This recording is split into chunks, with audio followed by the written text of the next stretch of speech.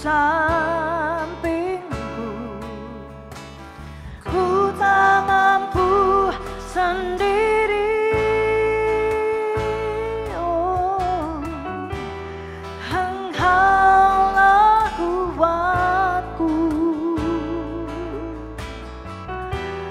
yang menopangku. Ku pandang wajah-Mu dan berseru, pertolonganku datang dari-Mu. Peganglah tanganku, jangan lepaskan.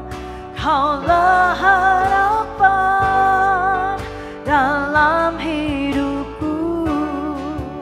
Ku pandang wajah-Mu dan berseru, pertolonganku datang dari-Mu.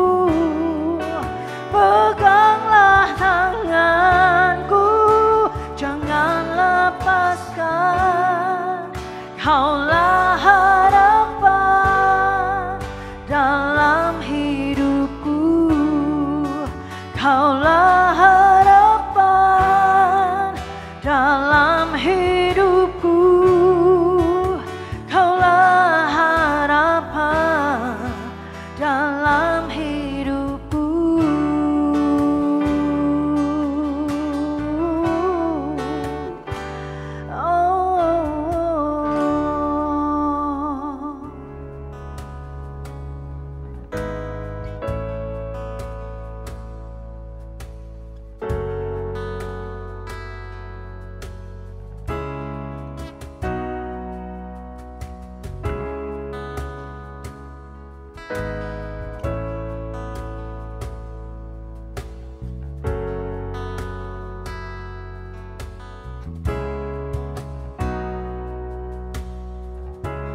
When I walk through deep waters, I know You will be with me. When I'm standing in the fire, I will not be overcome. Through the valley of the shadows, I will not fear. I am not alone. I am not alone.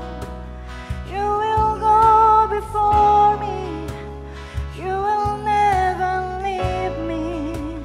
I am not alone. I am not alone. You will go before me. You will never leave me.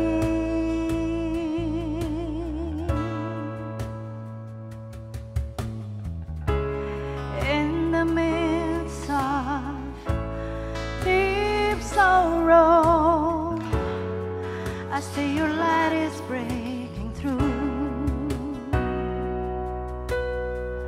The dark of night will not overtake me. I am pressing into You. Lord, You fight my every battle, and I will not fear. I am not alone. I am not alone. You will go before me. You will never leave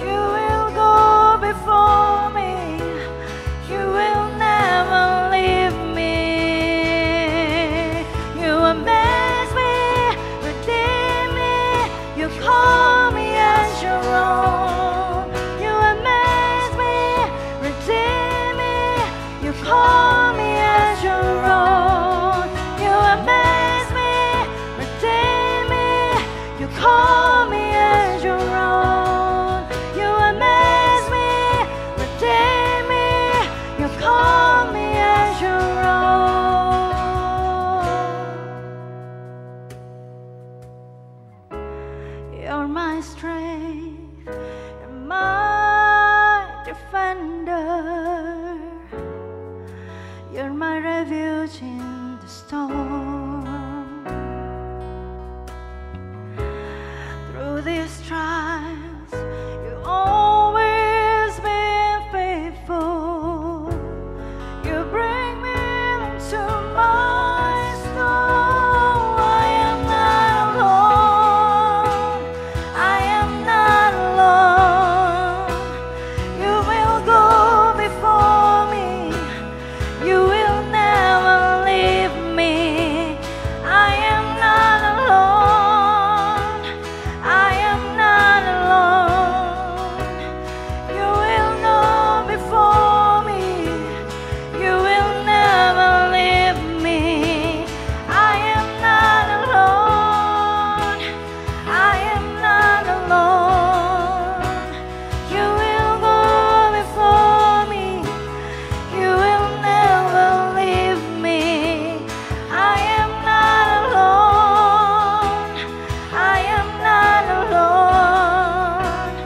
You will go before me. You will never leave me.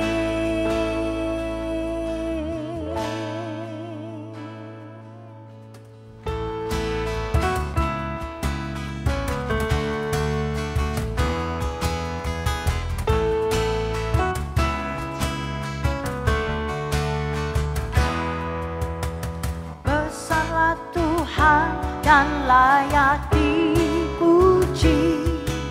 Besarlah namanya, kekallah kuasanya.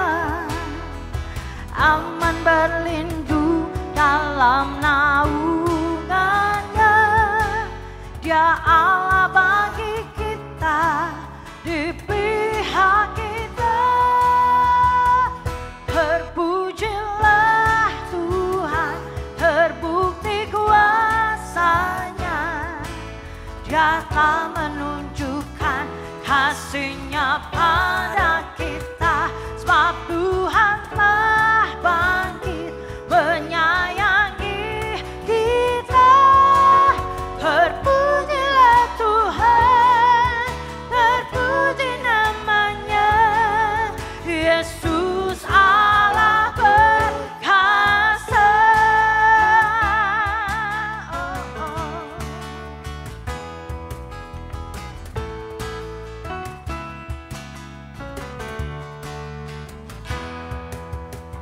Besarlah Tuhan dan layak dipuji.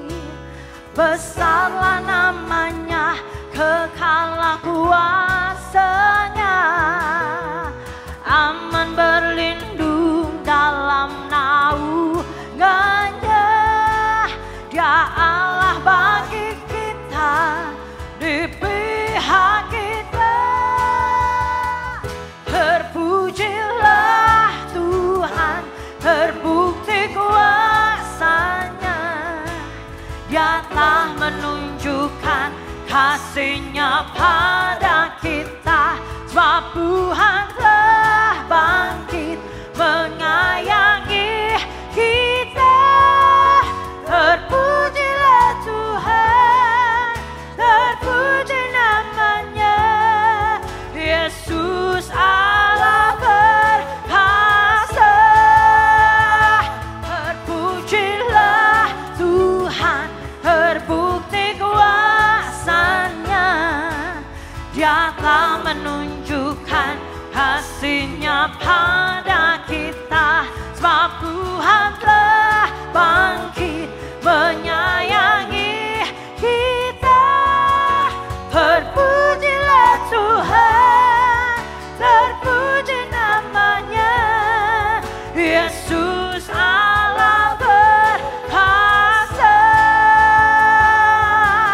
Yesus Allah perkasa. Yesus Allah perkasa.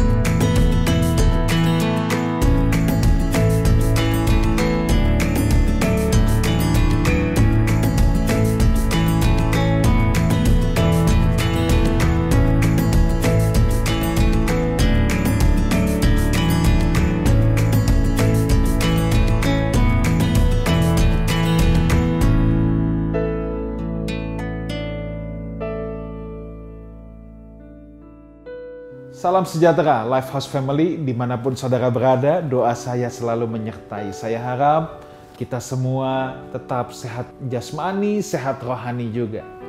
Saya ingin mengucap syukur dan berterima kasih pertama-tama kepada Tuhan, sebab Tuhan telah memberikan kesempatan untuk Lifehouse Family. Secara keseluruhan telah menjadi berkat, telah ikut membantu meringankan saudara-saudara kita yang terkena dampak COVID-19 ini. Kita harus bersyukur Tuhan masih memberikan kita kekuatan dan kesempatan untuk berpartisipasi aktif, saudaraku.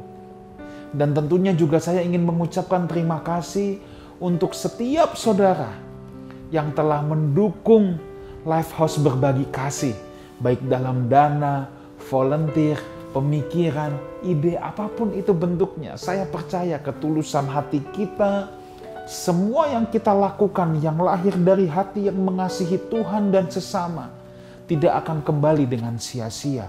Semua yang kita lakukan dengan motivasi yang benar karena cinta kita kepada Tuhan dan cinta kita kepada sesama pasti berkenan di hadapannya. Sekali lagi, jangan capek untuk berbuat kasih, jangan capek untuk mengembangkan belas kasihan. Sebab Yesus pun memberitakan Injilnya, sebab hatinya tergerak oleh belas kasihan. Itulah sebabnya untuk segenap Lifehouse Family tetap tebarkan kasih. Tuhan memberi kita dua tangan, satu tangan untuk menerima, satu tangan lagi untuk memberi. Tuhan memberkati kita semua. Haleluya.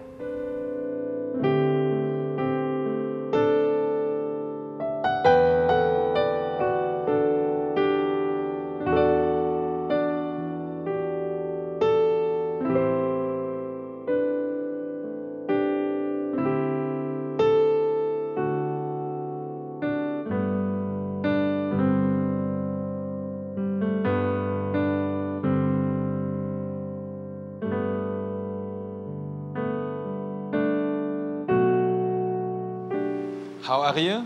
Lifehouse Family, Shalom. Saya berdoa supaya kita semua sehat jasmani dan sehat rohani. Lebih daripada sehat jasmani, kita harus terus memastikan bahwa rohani kita juga sehat, bahwa apa yang ada di dalam kita harus tetap sehat. Kita bisa berusaha dengan berbagai macam multivitamin, dengan berbagai macam cara untuk mempertahankan kesehatan jasmani kita. Untuk rohani kita harus punya usaha yang lebih keras lagi. Sebab gini, percayalah bahwa Tuhan lebih tertarik untuk menyehatkan apa yang ada di dalam kita daripada berurusan dengan apa yang ada di luar kita. Goncangan boleh ada, masalah boleh ada, tapi percayalah bahwa apa yang di dalam kita akan sangat menentukan untuk apa yang ada di luar. Kadangkala apa yang ada di luar Tuhan biarkan tetap terjadi. Tapi fokus Tuhan adalah merubah apa yang ada di dalam kita. Itu sebabnya pada malam hari ini kita mau kembali belajar kebenaran firman Tuhan. Kita datang dengan sikap hati yang lapar dan haus akan kebenaran firman Tuhan, yang menantikan apa yang Tuhan hendak berbicara untuk kita semua. Mari kita berdoa. Bapa dalam sorga, kami datang kepadamu merendahkan hati kami, merendahkan diri kami. Kami datang dengan sikap hati yang lapar dan haus akan kebenaran firman-Mu. Kami menantikan kebenaran firman-Mu yang menerobosi setiap kami. Kami mau siapkan hati kami untuk mendengarkan firman Tuhan yang sebentar akan disampaikan oleh Pastor Rubin Ong. Kami percaya bahwa apa yang menjadi isi hati Tuhan akan ditumpahkan di tengah-tengah kami. Terima kasih Bapa. Roh Kudus, mari mengajar di tengah-tengah kami. Engkau guru kami yang agung, penolong kami. Hanya di dalam nama Tuhan Yesus, Tuhan dan Juru Selamat kami yang hidup, kami berdoa. Sama-sama kita katakan, amin. Oke, saya undang seorang kakak, seorang sahabat, Pastor Rubin Ong. You are most welcome. Thank you. Makasih, Pastor Wigan. Thank you. Ya, shalom Bapak Ibu semua. Senang sekali berjumpa lagi lewat tayangan ini. Untuk jemaat yang ada di Lifehouse, tentunya komunitas yang Tuhan selalu sertai. Nah, malam hari ini izinkan saya berbagi. Tadi Pastor Wigan sudah ingatkan kita bahwa memang sekarang ini semua lagi lockdown kan. Tapi bolehlah secara fisik Kita jadi sekarang lebih banyak menemukan esensinya apa sih dalam kehidupan. Esensi bagaimana menjaga kesehatan kita. Esensi di mana kita bagaimana mengelola keluarga untuk tetap hidup dalam rencana Tuhan.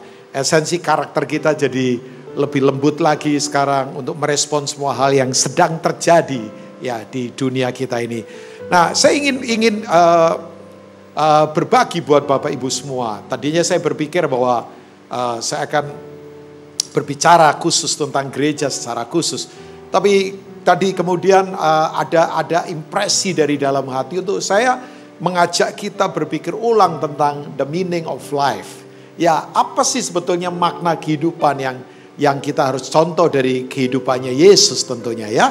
Bahwa percayalah Bapak Ibu begini, apapun yang terjadi, musim apa saja, baik musim susah, musim senang, musim panen atau waktu musim lagi menanam, proses yang ada, selalu ada makna yang akan kita dapatkan dalam kehidupan. Asal kita itu selalu punya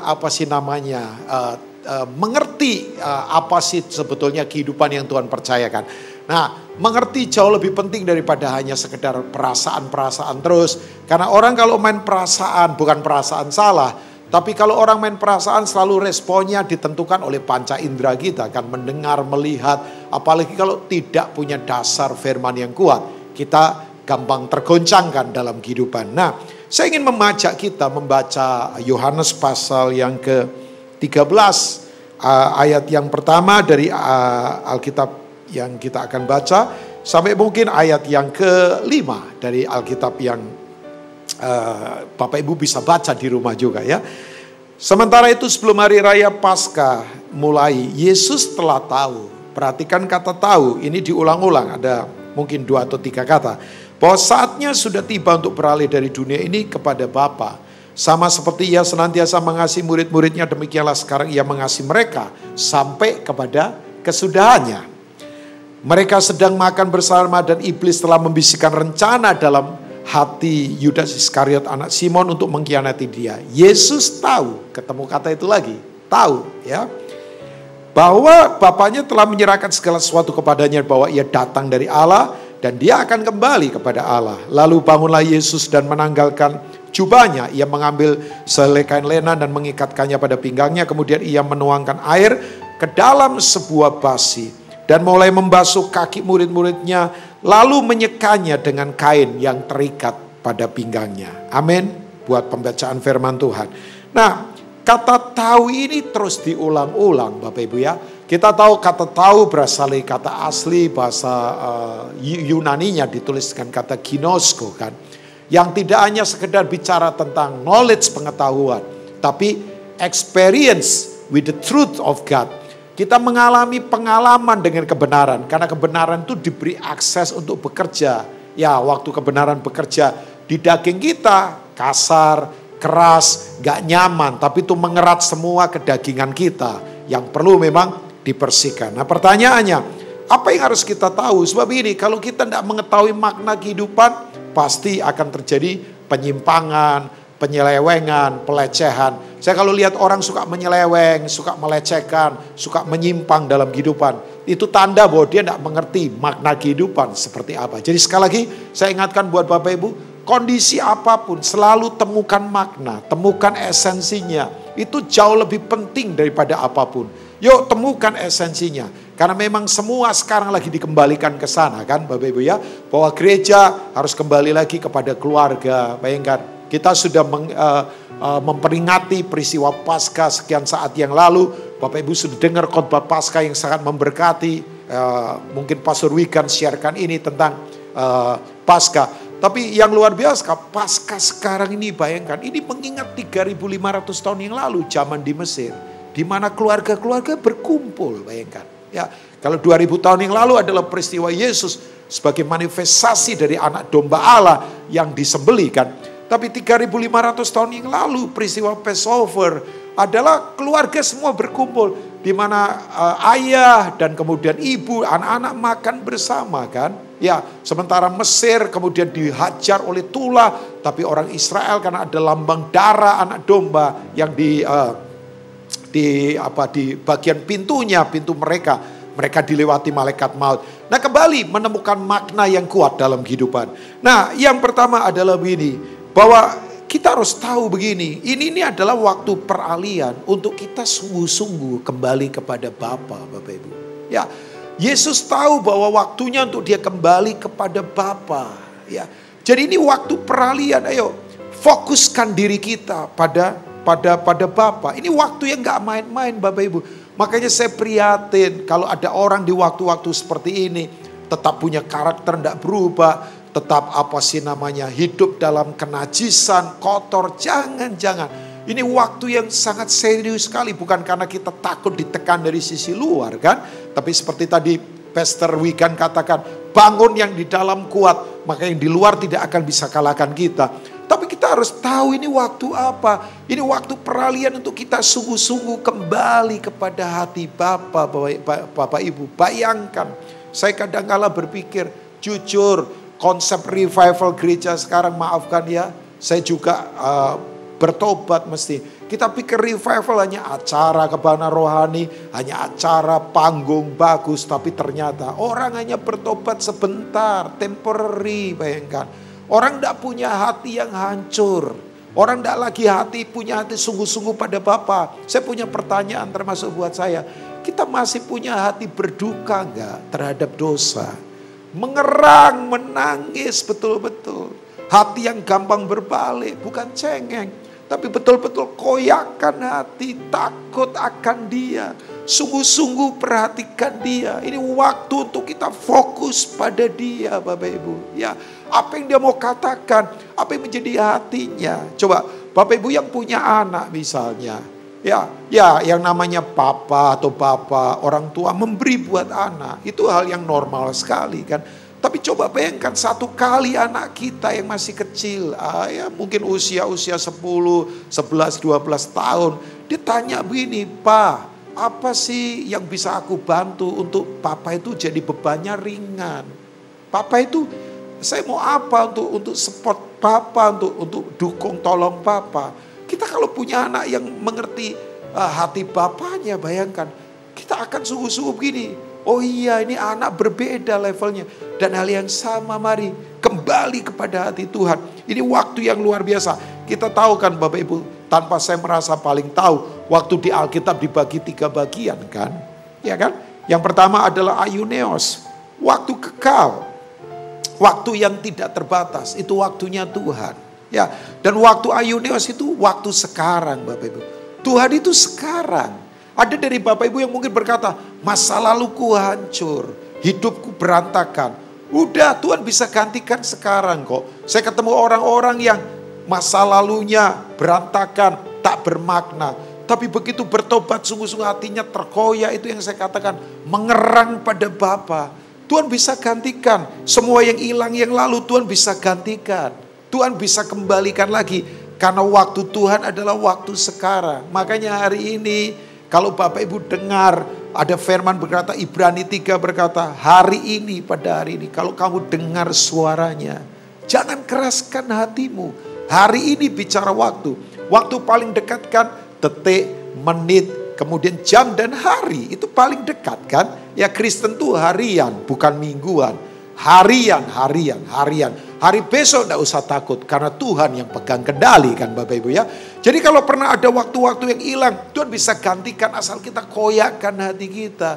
Tapi yang kedua, ada waktu namanya waktu yang disebut dengan kronos kan.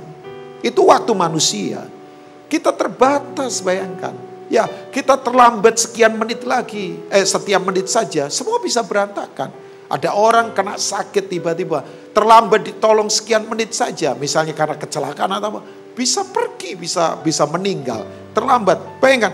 Dan yang saya tahu begini, kita tidak bisa kendalikan waktu kita, bayangkan. Kita nggak bisa kendalikan waktu kita. Kita terbatas. Makanya dari kata kronos muncul kata kronologis, urutan waktu. Kita tidak bisa beat the clock. Manusia kemudian terbatas waktunya. Sehari 24 jam. Seminggu ya 6 hari kan. Kita terbatas semuanya. Tapi percayalah begini, bahwa walaupun kita tidak bisa kendalikan waktu, kita punya Tuhan yang bisa mengendalikan semuanya. Cuman stres terberat kan begini. Orang coba kendalikan waktu-waktu hidupnya, gak bisa. Maaf, uang kita, jabatan kita gak bisa tolong kita Bapak Ibu ya. Mari begini, justru ini waktu yang paling bagus untuk menemukan esensi. Ya, saya sadar, saya gak bisa kendalikan apa-apa. Coba, keamanan kita mau pakai cara apa sekarang? Ya, hanya Tuhan yang bisa kendalikan. Tapi sadari di waktu yang terbatas ini, yuk temukan makna dalam kehidupan. Fokus pada apa yang Bapa mau dalam kehidupan. Tapi bersyukur begini, Aionios itu waktu yang sangat tinggi, tak terjangkau. Gak ada alat manusia yang bisa jangkau itu. Kronos waktu terbatas, bayangkan. Sementara kalau yang di Kronos waktu terbatas ini gak ketemu waktu Aionios, kita susah ngalami lawatan Tuhan. Ya, tapi bersyukurlah Tuhan kita sangat baik. Dia berikan waktu spesial yang disebut dengan Kairos. Nah itulah yang disebut dengan waktu lawatan Tuhan. Ya, waktu di mana Tuhan mau melawat kita untuk kita diubahkan seperti yang Dia mau. Nah, cara kita mendapatkan ini nggak ada cara lain, yaitu lembutkan hati kita, Bapak Ibu. Ya, jangan keraskan hati kita. Nasihat siapapun, saya tahu hari-hari ini orang sekarang hatinya sedang dilembutkan, bayangkan. Orang sekarang, saya dengar sekarang ini banyak pertobatan terjadi. Beberapa kepala negara mengajak rakyatnya untuk rekonsiliasi kembali ke Tuhan. Saya berdoa juga bangsa kita akan ke sana betul-betul. Orang sekarang, bayangkan sekarang, dikiring mau nggak mau memperhatikan lagi Tuhan. Ya, orang sekarang lagi dilembutkan hatinya. Makanya hari ini Bapak Ibu, yuk hati itu bisa melihat dimensi yang berbeda. Ya, orang kalau punya hati yang benar, ya pertajam di situ. Cara melihat dimensi kehidupan akan berbeda. Makanya kalau Bapak Ibu misalnya dengar begini, ada orang berkata terhadap orang lain, orang itu punya hati ya. Kan kita suka itu. Saya kalau ngomong sama teman, iya ya, dia di pelayanan punya hati loh. Dia di pekerjaan punya hati loh. Itu berarti levelnya berbeda Bapak Ibu. Jadi untuk menangkap waktu Tuhan itu supaya kita tahu tidak sembarangan. Yuk, miliki hati yang lembut. Makanya tadi jangan keras hati. Jangan menganggap bahwa opini kita lebih hebat daripada yang lain. Makanya saya sedih sekarang ini. Kalau ada misalnya viral, ya satu pelayan kemudian menyerang yang lain. Udah, jangan waktunya kita saling menghakimi. Kita tidak jauh lebih baik dari mereka juga. Saya sekarang putuskan saya tidak mau banding-bandingkan diri dengan orang lain. Saya tidak mau kemudian hakimi siapapun belajar. Ini waktunya saling mengasihi. Ini waktunya bersatu sebagai tubuh Kristus. Ini waktunya punya hati yang lembut. Sekali lagi Bapak Ibu, saya tantang Bapak Ibu, dorong yuk. Miliki hati yang mengerang. Hati yang penuh belas kasihan, bayangkan. Hati yang sungguh-sungguh totalitas buat Bapa, fokus pada Dia. Ini waktu peralihan. Dan ini waktu, kalau saya katakan nggak akan sebentar ini kegoncangannya akan makin intens, bayangkan. Saya tahu gereja lagi disiapkan untuk pertempuran berikutnya. Percayalah Bapak Ibu, ini waktu peralihan. Metode-metode lama, pola kepemimpinan lama hilang semua, bayangkan. Bahkan sekarang runtuh fungsi kepemimpinan, bayangkan. Semua orang sekarang harus ditransform, berubah dari dalam keluar. Yuk, melihat dengan dimensi yang berbeda. Karena kita punya hati yang lembut, supaya kita bisa menangkap kairos, lawatan Tuhan. Ya, saya tidak ukur lawatan dari acara. Saya tidak ukur lawatan dari program. Sorry, lawatan adalah begini. Tuhan yang besar menerobosi kita, untuk kita bisa menerobosi yang lain. Yang kedua, yang kita harus tahu sekarang, pertanyaan saya, kita tahu nggak? Atau kita sok tahu? Orang yang sok tahu responnya selalu salah, percayalah. Tapi kalau orang yang tahu, ginosko, experience with the truth of God, dia akan punya respon yang lain, yang lembut. Ditegur siapapun dalam firman Tuhan, hatinya gampang melunak, gampang mengerang di hadapan Tuhan. Tidak keras hati, tidak andalkan pengalaman masa lalu. Maafkan sekarang, semua pengalaman kita tidak ada artinya sama sekali. Ya, tapi yang kedua Bapak Ibu, yang harus kita tahu adalah begini. Yesus tahu identitasnya. Ya, bahwa dia berasal dari Bapa. Dia akan kembali kepada Bapa. Yuk Bapak Ibu, kembali tahu identitas kita Bapak Ibu. Ya, kalau kita tahu identitas kita, kita tidak akan gampang bingung dalam kehidupan. Kita tahu kan, Orang yang confused akan gampang ditipu, akan gampang dikalahkan, dan akan gampang ditaklukkan. Saya kalau lihat ada orang ditaklukkan kehidupan, karena dia gampang dikalahkan. Sebab dia memang gampang ditipu dalam kehidupan. Karena dia bingung, karena tidak tahu identitas. Nah, saya ingatkan ini buat Bapak Ibu semua. Jangan membangun identitas dari apa kata dunia. Jangan. Dunia mau berkata apa, percayalah. Identitas kita ada dalam kerajaan Allah. Bayangkan, kita punya identitas yang berbeda. Kita tahu dari mana kita ada. Kemudian kemana kita akan pergi, bayangkan. Ya, yang saya tahu begini, manusia itu adalah makhluk kekal yang sedang menghidupi kekekalan. Roh kita tidak akan mati. Ya, tubuh kita akan mati karena memang kita sudah kena kepada dampak dari hukum dosa kan akibat Adam dan Hawa. Tapi roh kita akan tetap kekal Bapak Ibu ya. Nah jadi begini Bapak Ibu, kalau kita tahu identitas kita identitas yang dari Tuhan, kita akan mengalami apa yang disebut freedom, kemerdekaan. Ya kan? Bahwa kita akan mengalami freedom, kita tidak akan terikat oleh apapun.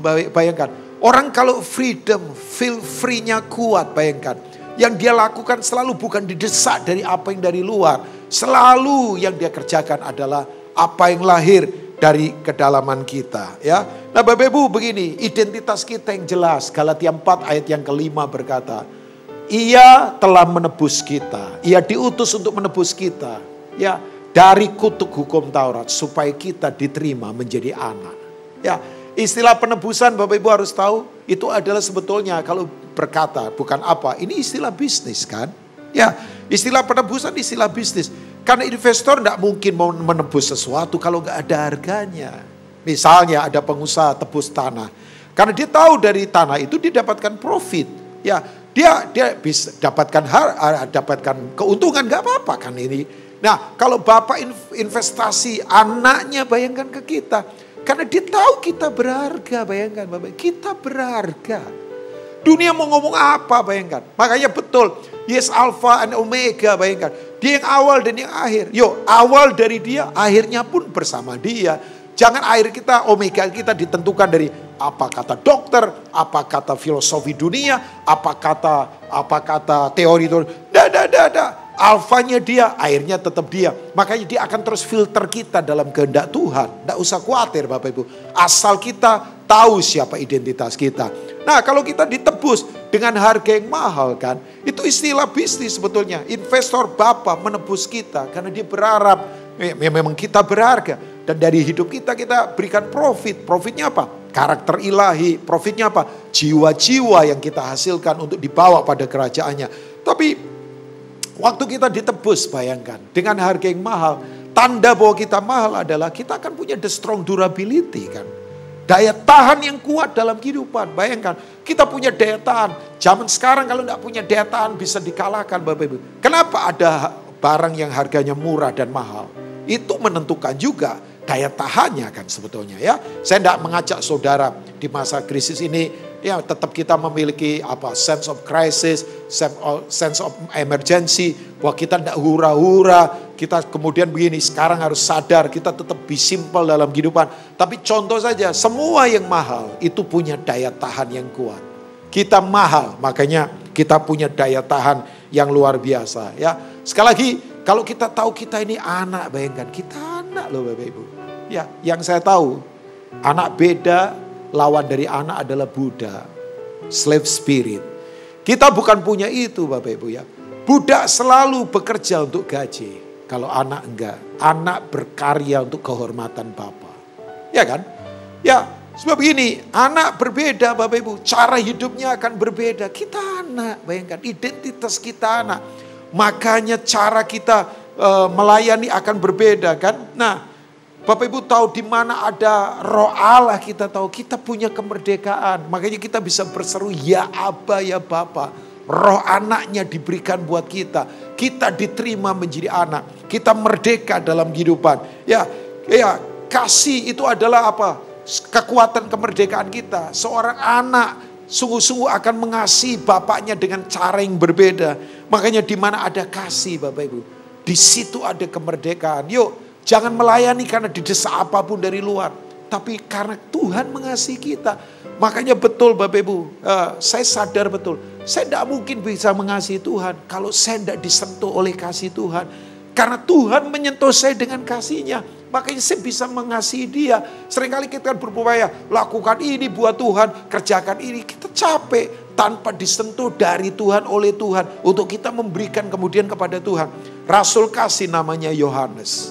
5 kali di kitab yang dia tulis, dia berkata, murid yang dikasihi. Coba bayangkan. Biasanya orang lain yang menulis kan Bapak Ibu. Oh dia murid yang dikasihi. Tapi Yohanes secara confidence berkata, aku ini murid yang dikasihi 5 kali. Makanya di 1 Yohanes 4:19 dia berkata begini, kita mengasihi Allah karena Allah lebih dahulu mengasihi kita. Tidak mungkin kita mengasihi Allah kalau Allah tidak mengasihi kita Bapak Ibu. Tapi Bapak Ibu betul, waktu peristiwa terakhir Yesus sebagai manusia mati di salib. Saya ingatkan buat Bapak Ibu, kekuatan inilah yang membuat dia tetap berada sampai detik terakhir bersama gurunya. Satu-satunya murid yang tetap ada di salib Yesus, di bawah salibnya Yesus hanya Yohanes. Ya, coba makanya Yesus percayakan ibunya secara jasmani Maria ke Yohanes. Ibu ini anakmu, anak ini ibumu. Bayangkan, coba 11 murid yang lain lari semua. Petrus yang berkata begini, sampai akhir aku akan mati bersama engkau. Lari juga ternyata.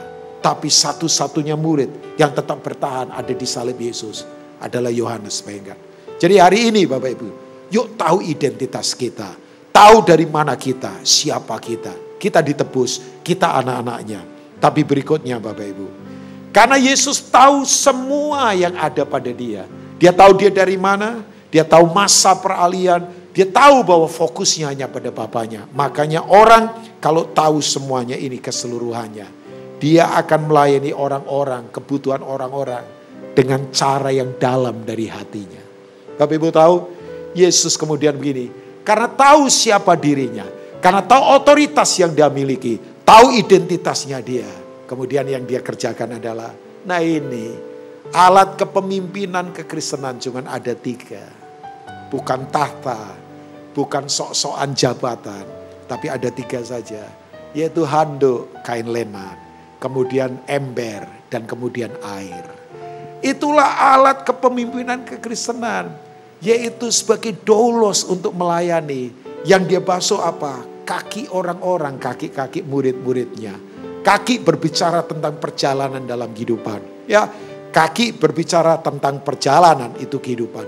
Ada banyak orang yang sekarang kakinya kotor di luar sana Bapak Ibu. Ini saatnya gereja untuk kemudian begini. Ambil handuk, ambil ember, dan ambil air. Untuk basuh kaki mereka. Waktu dia basuh kaki murid-muridnya Bapak Ibu. Pertanyaan saya, apakah dia basuh Yudas juga? Dia tahu Yudas akan mengkhianati dia. Tapi dia basuh Yudas juga. Karena pelayanannya bukan lahir dari yang lain. Lahir dari dalam hatinya. Tidak pernah beda-bedakan siapapun Bapak Ibu ya. Ya ini waktunya, bayangkan kalau ada kerajaan yang rajanya suka melayani. Itu hanya kerajaan Allah. Coba Bapak Ibu. Ya, makanya kalau kita tidak melayani, raja itu selalu hanya berpikir untuk mensejahterakan rakyat. Kalau raja hanya berpikir buat kepentingan sendiri, itu raja lalim namanya kan. Bahwa dia berpikir hanya untuk kesejahteraan rakyat. Dia melayani, dia benar-benar dengan kasih yang dalam, tanggalkan semua atribut dan semuanya. Bayangkan, itu ada pada standar yang namanya doulos kan. Bahwa melayani pada titik yang paling rendah, bayangkan, membasuh kaki orang-orang lain. Ya, nah saya dorong Bapak Ibu, yuk, orang yang seperti ini adalah orang yang punya belas kasihan yang kuat. Maafkan saya, gereja sekarang jual belas kasihan untuk hal-hal yang di luar ini. Padahal belas kasihan itu apa sih? Belas kasihan adalah perasaan Allah yang Allah taruh pada kita untuk kita bisa merasakan yang Dia rasakan. Dan menggerakkan kita untuk tetap menjawab kebutuhan orang-orang lain di sekitar kita. Saya sekarang lagi banyak merenung ulang. Saya tidak mau mengasihani diri sendiri. Saya cukup dikasihi Tuhan saja. Saya mau mengasihi yang lain. Saya mau tetap memberi dalam kehidupan. Saya mau belajar untuk menyalurkan apa yang Tuhan ada percayakan pada saya. Bukan hanya soal uang saja kan.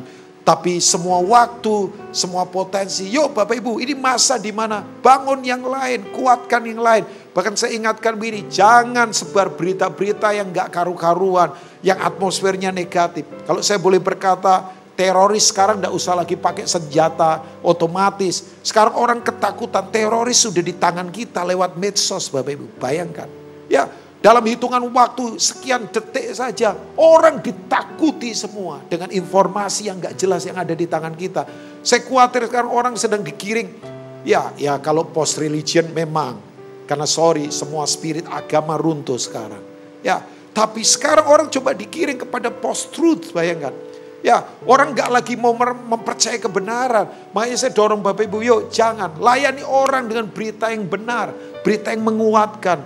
Ya, miliki belas kasihan. Ya, gereja kehilangan mujizat bukan karena gereja kehilangan kuasa. Gereja sekarang kehilangan belas kasihan, perasaan Allah. Ya. Saya dari dalam hati yang paling dalam. Orang boleh punya mobil bagus, tapi kalau nggak ada bahan bakar, nggak bisa kemana-mana. Belas kasihanlah bahan bakarnya. Sementara kita mainan aksesori semua, tapi kita nggak punya bahan bakar untuk menggerakkan. Yuk, kembali kepada belas kasihan. Ada perasaan Tuhan. Mungkin Bapak Ibu sementara dengar ini, tiba-tiba sekarang ini ada orang yang sedang mengalami duka cita kudus dari dalam hatimu. Gak apa-apa. Tuhan mau kita berduka cita yang kudus. Melihat orang-orang lain sekarang mati, ketakutan. Dalam kondisi yang kemudian begini, ya hancur kehidupannya. Yuk miliki belas kasihan. Alkitab selalu berkata setiap kali Yesus mau melakukan sesuatu, ada something moving inside. Sesuatu yang bergerak dari dalam. Maka ya, penuhlah Yesus dengan belas kasihan. Dengan belas kasihan dia menyembuhkan orang. Dengan belas kasihan dia membangkitkan anak muda di Nain. Kalau kita baca di kitab, kalau nggak salah di kitab Lukas Bapak Ibu ya. Bahwa Nain itu menyenangkan, tapi di pintu gerbangnya ada kematian. Sekarang bayangkan, semua tempat menyenangkan di bumi tutup. Ya, orang sekarang ada di masa yang tidak gampang. Nah ini waktunya gereja. Bergeraklah dengan belas kasihan yang kuat Bapak Ibu. Belas kasihan yang dari Tuhan. Dan belas kasihan hanya ada dalam Kristus. Karena Alkitab berkata dalam Kristuslah ada kasih mesra, ada belas kasihan, ada hikmat dan sebagainya. Yuk gereja, Life House Community ini saya dorong, miliki ini. Sementara saudara lagi dengar ini, minta hati kita dipenuhi oleh belas kasihan. Orang kalau ya ini dia yang membedakan orang biasa dari orang hero, dari pahlawan adalah belas kasihan. Karena orang yang punya belas kasihan akan selalu bergerak, tidak akan di lockdown. Banyak orang sekarang diisolasi, oke. Tapi jangan sampai spirit kita di lockdown, hati melayani kita di lockdown. Gunakan apa saja yang Tuhan percayakan buat kita Bapak Ibu, untuk kita terus bergerak. Penuh dengan belas kasihan yang datangnya dari Tuhan saja. Saya tidak pernah lupa. Ada misionaris di abad-abad sebelum ada pesawat ya. Abad sudah lama. Dia pulang dari Afrika naik kapal. Nah karena dia punya uang terbatas. Dia ada di kelas dek, kelas rakyat biasa-biasa ya. Sementara di kelas yang lain ada pejabat Amerika yang pulang juga. Waktu mereka kemudian sampai ke Amerika, perjalanan sekian bulan bayangkan. Bapak Ibu, jadi waktu sampai di port di salah satu negara bagian Amerika, Bapak Ibu dia kaget karena ada itu penyambutan protokoler, pasang karpet, tembakin senjata ke atas. Ya ternyata pejabat ini disambut oleh pemerintah Amerika. Tapi waktu itu kemudian dia sedih karena nggak ada yang menyambut dia kan.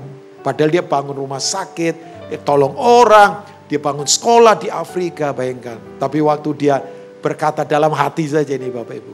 Kok nggak ada yang menyambut saya ya. Dalam hati saja dia tidak katakan. Dia tahu prinsip ya Bapak Ibu.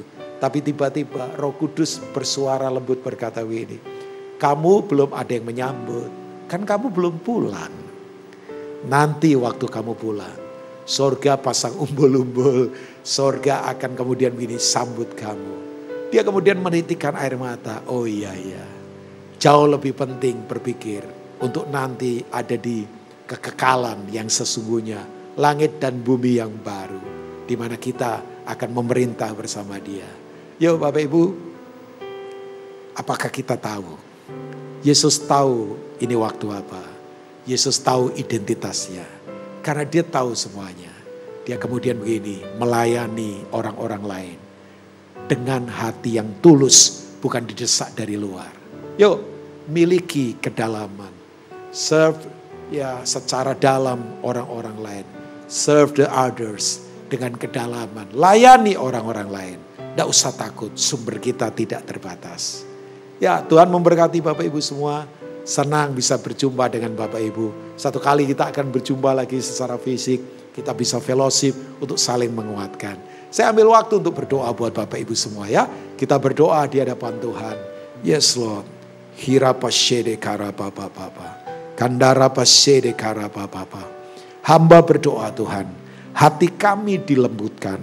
Untuk kami bisa menangkap ini waktu apa. Kami tidak mau keraskan hati kami. Supaya kami bisa melihat dengan dimensi yang berbeda.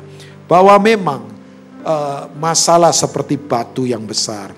Tapi orang yang punya dimensi hati yang benar akan melihat itu bukan batu sandungan. Tapi batu pijakan.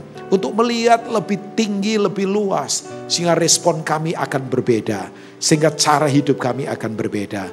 Juga kami sadar Tuhan. Kami mau punya hati yang tahu bahwa ini adalah waktu di mana identitas kami ini siapa. Ya seperti engkau ingatkan identitas kami anak. Anak bekerja bukan untuk gaji, bukan untuk upah. Tapi untuk kehormatan dari bapaknya. Kami anakmu Tuhan. Kami adalah anakmu. Engkau mengasihi kami bukan karena kami terbatas saja. Tapi karena engkau bapa kami. Kami anak-anakmu. Waktu kami tahu ini semua. Kami akan melayani yang lain dengan cara yang berbeda. Aba berdoa Tuhan, impartasikan belas kasihan-Mu. Biar kami bisa rasakan yang Tuhan rasakan. Kami gundah gulana kalau melihat orang-orang belum diselamatkan. Kami akan punya duka cita yang kudus. Untuk tidak mau kompromi dengan dosa. Dan kami terus bergerak untuk jadi jawaban. Berkati umat-Mu, kuatkan Bapa. Biar firman ini termeterai di hati kami. Dan memerdekakan setiap kami. Yang lemah dikuatkan. Yang sakit disembuhkan. Juga hamba bersyukur Tuhan. Karena sampai hari ini kami bisa ada sebagaimana ada. Karena anugerah Tuhan. Sekarang Bapak Ibu semua yang ada di rumah. Atau di mana saja sekarang berada. Mari saya ingin menutup persekutuan kita ini. Dengan doa berkat yang datangnya dari Tuhan sendiri. Tuhan kiranya akan menuntun engkau keluar masukmu. Bahkan wajahnya akan terus menyinari kita. Apa saja yang kita kerjakan, Tuhan dipermuliakan. Terimalah berkat dari Bapa di sorga. Anugerah yang tak terbatas dari Tuhan Yesus Kristus. Dan persekutuan Roh Kudus selalu menyertai kita. Menangkan duniamu yang terhilang. Karena engkau sudah dapat cuma-cuma. Bagikan itu dengan cuma-cuma. Supaya hidup kita bermakna dalam kehidupan. Dalam nama Tuhan Yesus Kristus.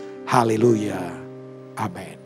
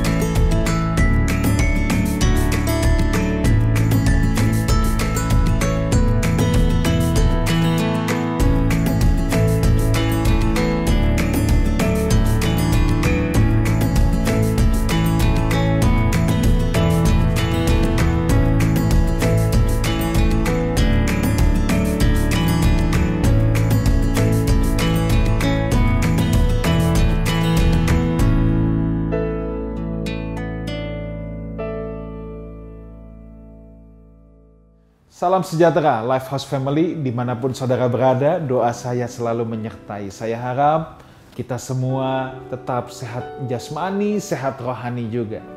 Saya ingin mengucap syukur dan berterima kasih pertama-tama kepada Tuhan, sebab Tuhan telah memberikan kesempatan untuk Lifehouse Family. Secara keseluruhan telah menjadi berkat, telah ikut membantu meringankan saudara-saudara kita yang terkena dampak COVID-19 ini. Kita harus bersyukur Tuhan masih memberikan kita kekuatan dan kesempatan untuk berpartisipasi aktif, saudaraku. Dan tentunya juga saya ingin mengucapkan terima kasih untuk setiap saudara yang telah mendukung Lifehouse Berbagi Kasih, baik dalam dana, volunteer, pemikiran, ide, apapun itu bentuknya. Saya percaya ketulusan hati kita, semua yang kita lakukan yang lahir dari hati yang mengasihi Tuhan dan sesama tidak akan kembali dengan sia-sia. Semua yang kita lakukan dengan motivasi yang benar karena cinta kita kepada Tuhan dan cinta kita kepada sesama pasti berkenan di hadapannya. Sekali lagi, jangan capek untuk berbuat kasih, jangan capek untuk mengembangkan belas kasihan. Sebab Yesus pun memberitakan Injilnya, sebab hatinya tergerak oleh belas kasihan. Itulah sebabnya untuk segenap Lifehouse Family tetap tebarkan kasih. Tuhan memberi kita dua tangan, satu tangan untuk menerima, satu tangan lagi untuk memberi. Tuhan memberkati kita semua. Haleluya.